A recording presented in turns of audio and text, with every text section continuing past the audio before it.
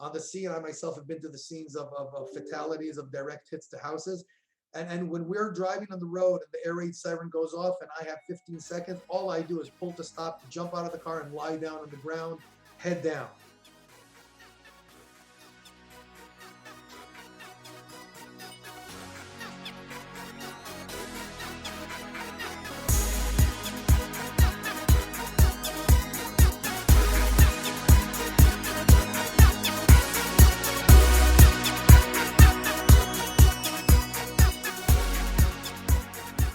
Hello and welcome to this very special edition of EMS One Stop. It's EMS week here in the United States.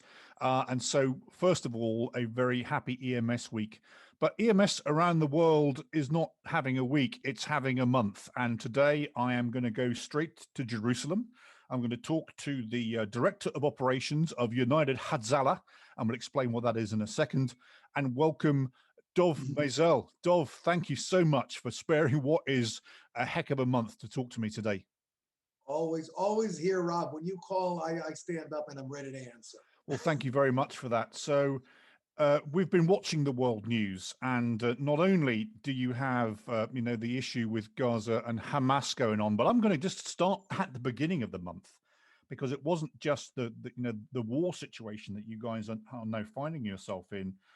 But you've done a lot of mass casualty incidents with some very serious outcomes. And for those that, and we'll talk about that in a second, but first of all, for those that are listening, please explain what United Hatzalah is, how it's organized, and what it does around Israel. So United Hatzalah, first of all, for those who aren't so familiar and their Hebrew isn't so fluent, Hatzalah means rescue. So we're United Rescue of Israel.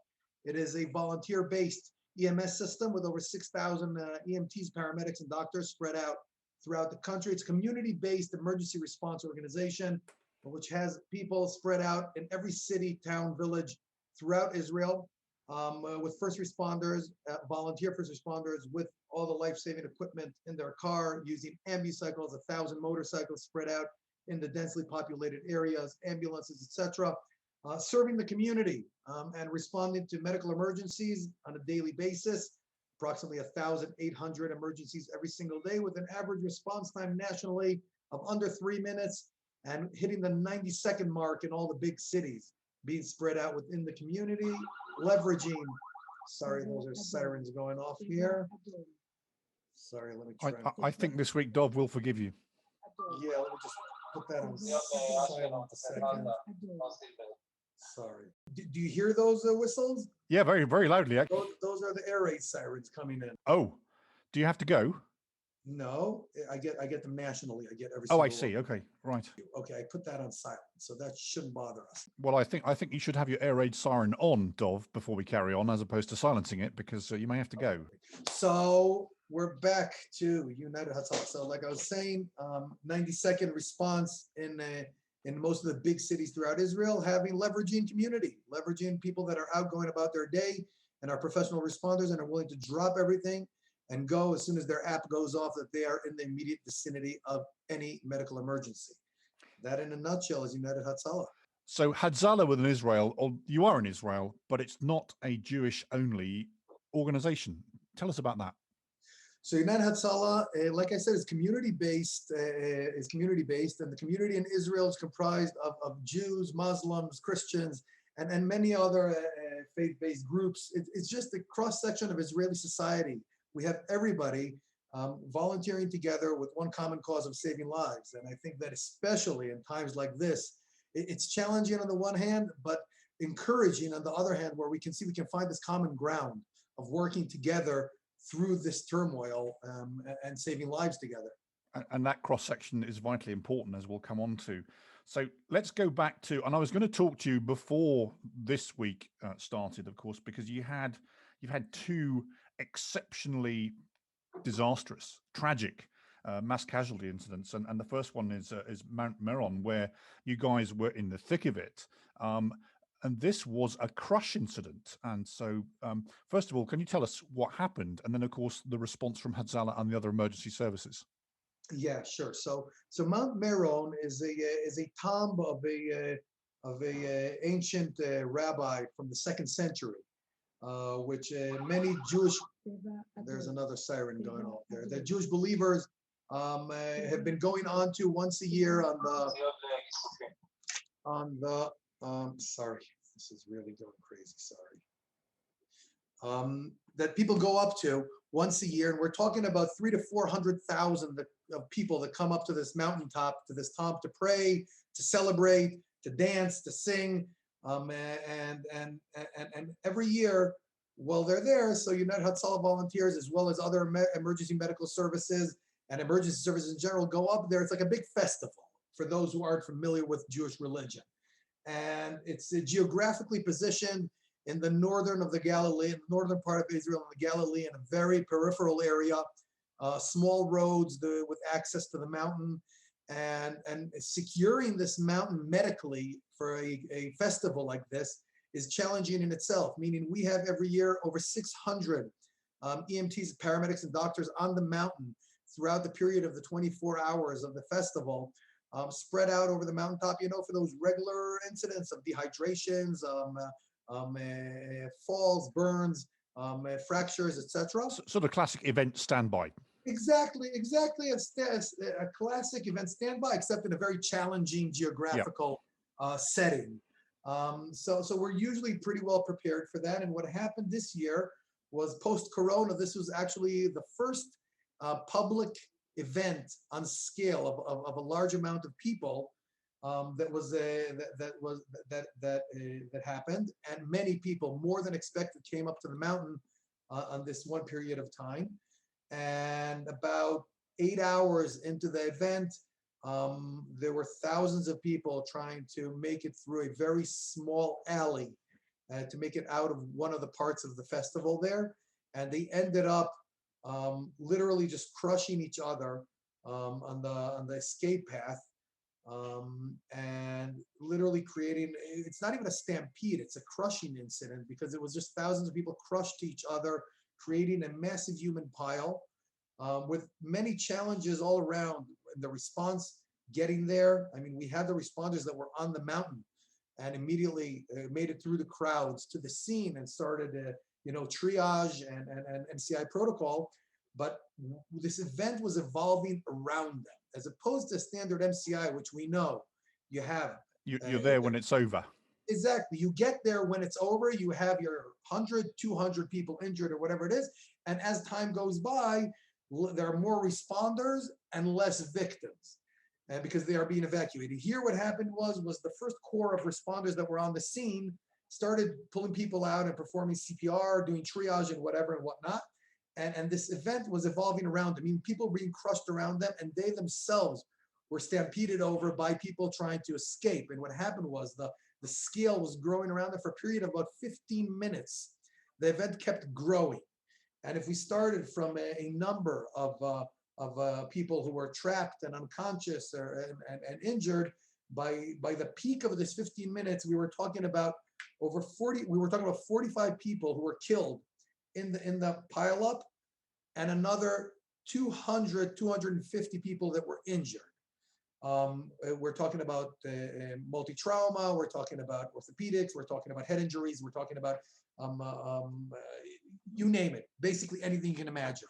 And the evacuation process was very difficult because of the thousands of people crowding the mountain, even closing off the emergency evacuation routes and ambulances from getting onto the mountain. It was a very challenging night there. That said, except for the 45 people who were killed in this incident, the rest of the patients have survived. We didn't have any additional fatalities afterwards in the hospitals. So that was a tragic event, clearly, for those that were in attendance. And obviously there's a sort of a mental health issue for the responders, but we'll come to that, because of course this just is the start of your month of May. Yes. Moving on to Jivat Zaev, which of course was the next mass casualty incident before, again, we haven't got to the Hamas Gaza incident yet, but what happened next? So in Givat Zaev, what happened was, this was a big temple that people gathered for a Jewish holiday here, and it's from a Hasidic community, from an ultra-Orthodox community, which gather about 2,000, 2,500 people inside a hall, and they stand and pray and dance on these sort of stadium style. It's like seats in a stadium, except they stand on them, and it was a collapse of one of these stadium sides, and we're talking about 220 people who collapsed in this incident. Unfortunately, two fatalities, a 12-year-old child and a 23-year-old young man.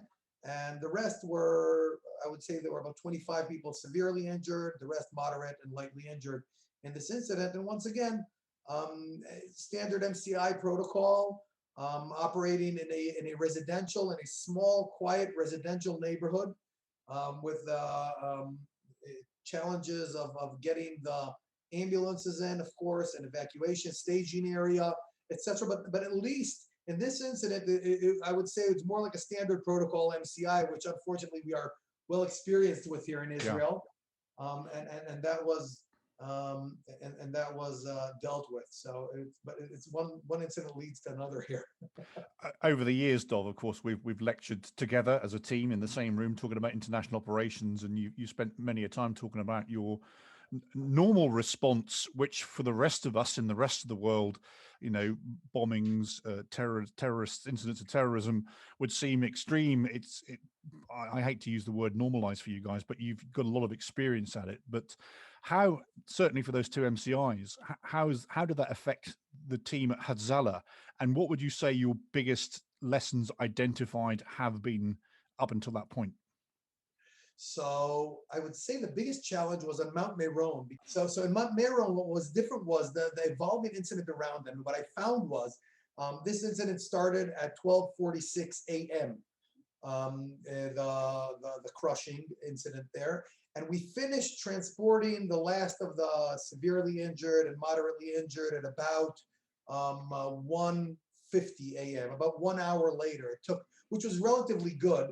And when we made it back up to our assembly area with the volunteers and gathered everyone, this was about 3:30 a.m. when we finished transporting all of the last of the lightly injured out of there. So obviously we assembled our responders there. We must have had about 150 over there. And what I witnessed was something I've never witnessed before, and that was crumpling of the volunteers. I'm talking about a mental status crumpling. Yeah. These volunteers who witnessed, I mean, we're all in the EMS field. We all witness death on a day-to-day basis. But to see the mass amount of fatalities, of people who they actually saw suffocate and die in front of them without the ability to help them because of the crushing situation and the pileup of the thousands that were pouring in there, they were simply traumatized. And we have a unit in the organization called the psychotrauma unit, the HOSEN unit, which is it's a resilience, a psychological psychotrauma resilience unit, which we usually use for the public, for those stress-related injuries, not physical injuries. For people who witness a terror attack, for those silent victims, we call them. And what happened was here we had to put that in full gear and full speed to start ventilating our own volunteers and debriefing them on this situation, which was really, really, really stressful. Unfortunately, with my experience, so we've seen many things over the years, but a lot of them have not been in the system for 20 years and don't go back to the days of the huge terror waves here of buses blowing up and multi-terror attacks. And to see a situation where you're there to respond and save lives, not only aren't you able to help these people, but you actually see them dying in front of your eyes without the ability to rescue them. That, I think, was the most challenging psychological part for them. And we've been working with a lot of these volunteers over the past couple of weeks throughout everything else to make sure that none of them get lost along the way, and rather get them back on track with the psychotrauma therapy, psychological support, and on scale that we've never seen before. with everything that's happened in the last 12 to 18 months with COVID, for all of EMS providers around the world, resilience is a major function of leadership right now, and keeping people going is a major activity. But this is now piled on, and we're not over. This isn't over. May isn't over. And but I want to do, Dov, is come back and follow up on that, if I may, maybe in a few weeks, to see how things have panned out. But then the rockets came.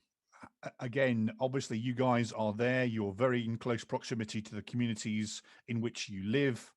How have you coped? It's challenging because it's challenging on so many fronts. Number one is it's affecting everyone. When there are rocket sirens, air raid sirens going off, so people throughout the country, throughout the Tel Aviv, southern Israel, and all over are ordered to go into the shelters, safe rooms, and whatnot, while the volunteers and responders are actually going out onto the streets to respond to those direct missile hits in their communities. Yeah. And now obviously they feel responsible. First of all, to respond in their community, because these are their neighbors. These are members of their community. Who they people may even know. They know them. In many Yep. cases, they know them personally. And therefore, and then at the same time, they know, wait a second, we're leaving our family back at home. There might be a direct hit on my house. So it's a very, very stressful situation. And I have to say that I see maybe it's because security situations bring together the community and therefore build a stronger resilience of the community. I've not seen amongst our responders any meltdowns or issues there. It really is seeing the mission of saving the lives of people within their community who've been hit by missiles, and then afterwards they go home and they hug their family really strong. I mean, I myself am in this situation. It's not easy. You have to go out where it's unsafe, and we all know that. All my colleagues in EMS everywhere know what it's like. Yep. And here it's just on steroids. From a personal perspective, Dov, of course, I've met your lovely wife and family, and you've sent them away to a safer spot because, of course, you're in Ramla in Lod, which is also on the world news. But of course, the children are safe with the parents, right? So I actually sent my kids, my younger children. I personally at home don't have a shelter or a safe room.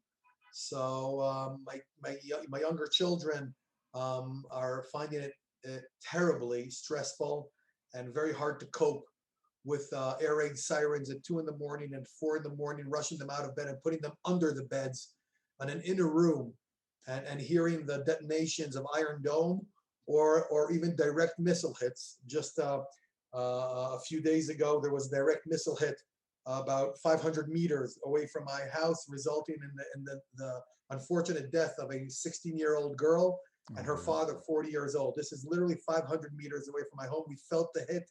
My house rumbled and shook. My windows were shaking.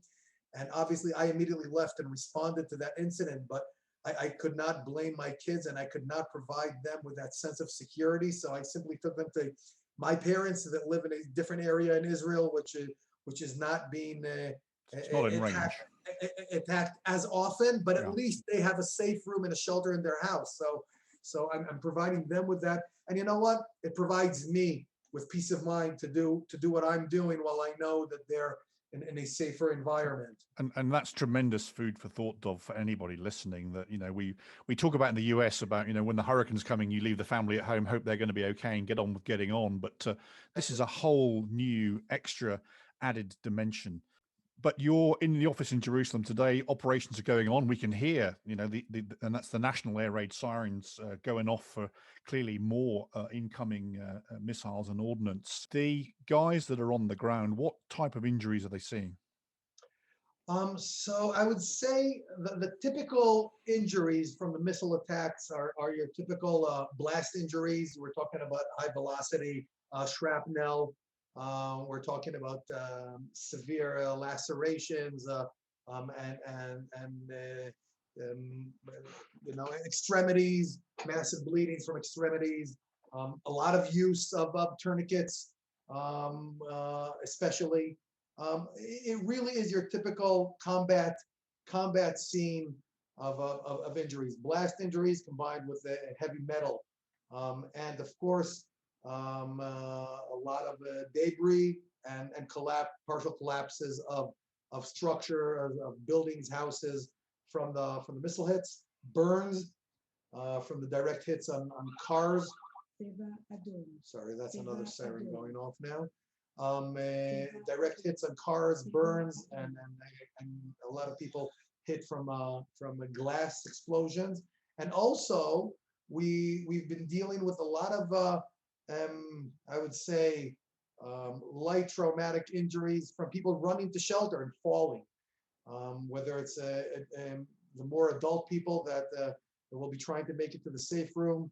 And unfortunately, we've had two senior citizens in their 80s running for the shelter, slipping on the way, severe head injury, and unfortunate death as a result.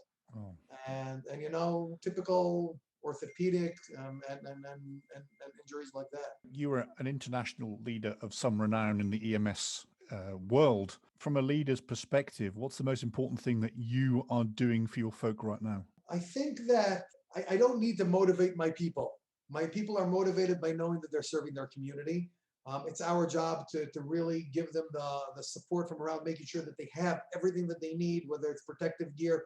We've supplied over 1,000 sets of bulletproof vests and combat helmets, obviously all marked in orange, and making sure that anyone around understands that we are medical, we are not politically affiliated, we are there from the community as medical responders, but we want to protect our teams as best we can, provide them with everything that they need on the supporting around, whether it's equipment, protective gear, ambulances, additional technological support, communications, etc., so they can do their job better in the community, because they're on a mission.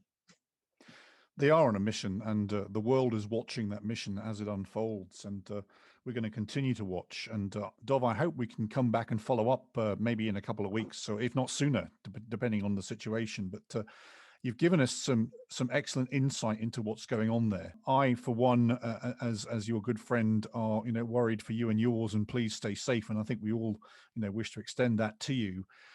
But it's a challenge of leadership. It's a challenge of dedication, and clearly you've got some amazingly dedicated folk there across the religious divide. And I think that's really important to say that everyone's doing their bit right now. For the moment, Dov, thank you for talking to me, and good luck. Thank you, Rob. Thank you very much. We finished recording. I just did my outro, but Dov and I kept talking, and we're going to go back into the podcast, Dov, because I think this is fascinating. On the screen, and of course, we're looking at each other through the screen. You just showed me what you call the red web, which is the sort of air raid warning system. So how does that work? So it basically is plugged into the Iron Dome system. The Iron Dome system, which is the national protection system from the missiles incoming from Gaza. And what it does is, it as soon as there is a launch of missiles from Gaza, within a split second, knows to identify where it's going to hit in Israel, and therefore it alerts a very specific area. It doesn't go off throughout the country. Meaning, if you're in the areas of the western Negev, which is closer to Gaza, you have 10 seconds to get into that shelter, or 15 seconds. And as we move up north to Ashkelon and to Ashdod cities, which are cities of 100,000 and 200,000 civilian population, we're talking about 30 seconds. If you're talking about Tel Aviv has 90 seconds from the moment of launch to the moment of hit of the missile. And an Iron Dome, in hope, will detonate the missiles in midair, which is what we see on TV. Everybody sees on the media on TV are these the detonations, but they've challenged the Iron Dome, and when you fire 40 missiles at the same time, and there are only 20 Iron Dome detonators, so you're bound to have direct hits. Right. And that's what they're trying to. I read this in the news. They're trying to work out what the saturation point is. Exactly. Wow. And that's why we see unfortunate direct hits on houses and on cars. And it's so important for people to really keep the guidelines of the Home Front Command, which is be close to your safe room. Well, 10 seconds from your safe room is almost like operating in your safe room, right? Yes, Wow. absolutely. And those farms and villages that are mainly farmers in that area. These are kibbutz and villages that usually do agriculture. They have about 10 seconds to get into their shelter, or just lie down on the ground and pray for the best. People just need to realize that if I said you've got 10 seconds to take cover, I'm not sure I could pull out this chair and get under the desk in 10. And I'll tell you honestly, Rob, I've been down there for the past 9 days, every day with my volunteers down there, responding myself as a medic on the scene. I myself have been to the scenes of fatalities, of direct hits to houses. And when we're driving on the road and the air raid siren goes off and I have 15 seconds, all I do is pull to stop, jump out of the car and lie down on the ground, head down, hands over my head, and pray for the best. And I see the missiles over my head and the detonations and shrapnel flying everywhere. Actually, my car had a direct hit of a piece of shrapnel on the front windshield while I was outside on the floor. And everybody, just stop and think about that for a second. You were, boy. I can In send you fact, the don't think video. about that. I don't want. I don't want to think about Don't that. No, I'm think not. about that. I wish all my colleagues everywhere to never need to think about these things. Well, thank you for alerting us to that. This time, this will be the end of the show, but that's something, Dov, that I think everybody just needs to hear. That added to the fact that you're responding, you're also a target, and you've got to look after yourself. So please, mate, look after yourself. Give our best to everybody there. Hopefully, a lot of people will hear this interview, and stay safe. So that was my interview with Dov Mazel. I hope that we get to talk to him again very, very soon. As you can see, they are going through the ringer, the mill, the war, the disaster, and there's lessons for us all to learn. But right now, we hope they all stay very, very safe. That's all from me. You can follow us again on Apple Podcasts, SoundCloud, Amazon Music, Stitcher, and Spotify. And if you've enjoyed this show, please take a moment to rate it and review us on Apple Podcasts. For this EMS One Stop Special, I've been Rob Lawrence. And until next time, bye for now.